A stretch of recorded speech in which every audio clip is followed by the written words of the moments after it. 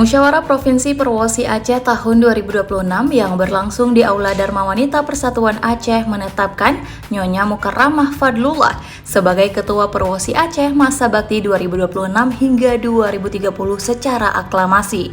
Dalam sambutannya, Mukarramah menyampaikan rasa syukur dan terima kasih atas kepercayaan yang diberikan untuk memimpin organisasi perempuan olahraga terbesar di Aceh tersebut.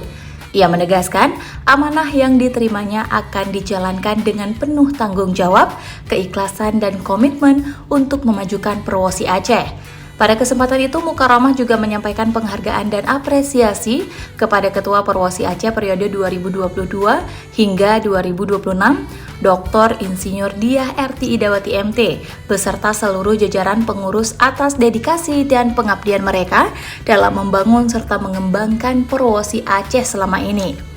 Kedepan Perwosi Aceh akan berfokus pada penguatan peran perempuan sebagai penggerak olahraga keluarga, mulai dari lingkungan rumah tangga hingga tingkat kampung.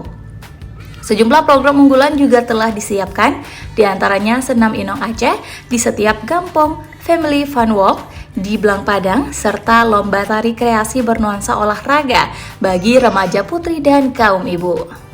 Mukarramah mengajak seluruh keluarga besar Perwosi Aceh untuk terus menjaga kekompakan dan semangat kebersamaan dalam menjalankan berbagai program organisasi demi menghadirkan manfaat nyata bagi perempuan, keluarga, dan masyarakat Aceh.